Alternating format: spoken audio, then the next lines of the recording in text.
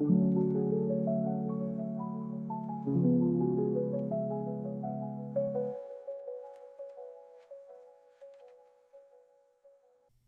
everyone! I promise the video games that feel like home video is still coming, but it's turning out to be one of my longer videos to date, and I have some smaller projects I want to share in the meantime.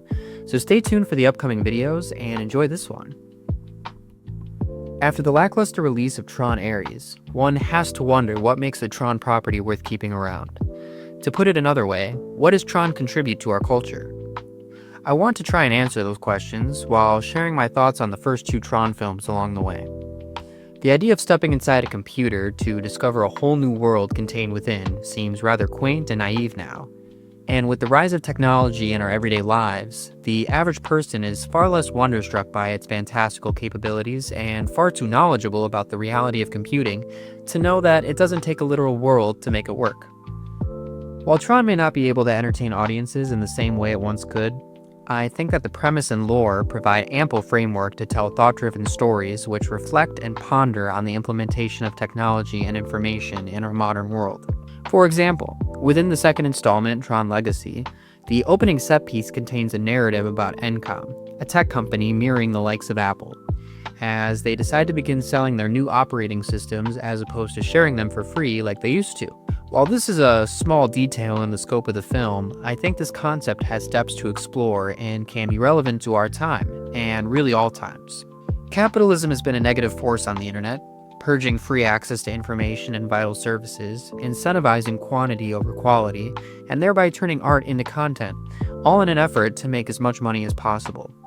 Knowing that the computer age grants us so much more potential than simply making money, there's a lot we can say about our current condition through a lens that manifests these concepts as programs and systems fighting to survive. We ourselves are still fighting for an open source world. Seeing Tron Legacy in my hometown theater as a kid, which was the same theater that my dad saw the first Tron in as a kid, was a mind-blowing experience at the time that has certainly influenced my opinion of this film over the years. However, that doesn't mean I can't see the flaws in the film. In fact, being someone who wanted this film to be the best thing ever, it's pretty disappointing that it couldn't have been that.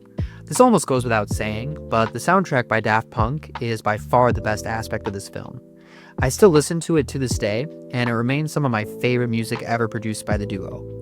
As a fan of the Tron universe, my biggest complaint with the film was that there was next to no Tron.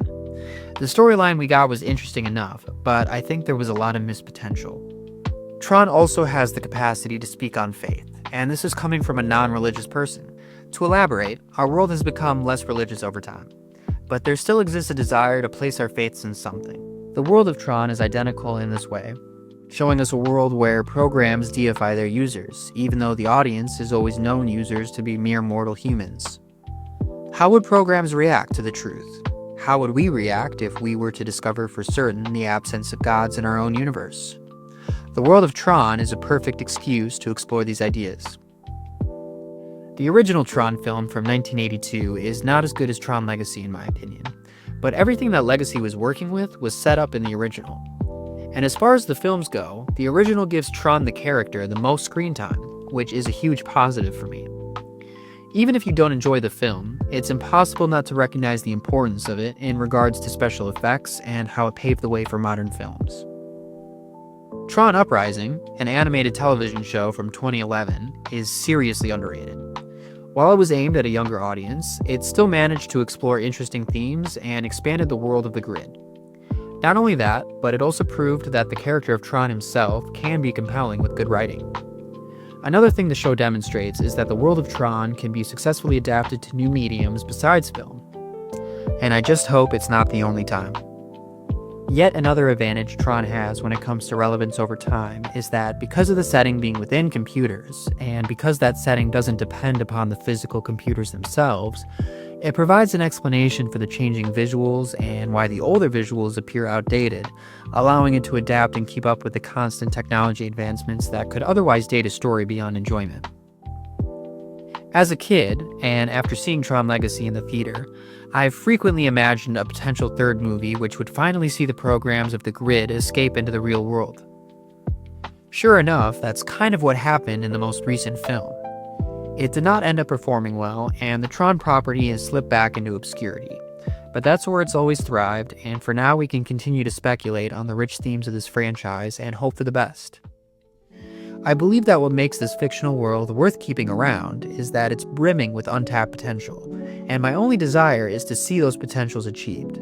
I think Tron can be written to be a compelling character, and I think the world can be both fun to inhabit and thought-provoking upon deeper inspection. As long as Daft Punk does the soundtrack again, I'm in.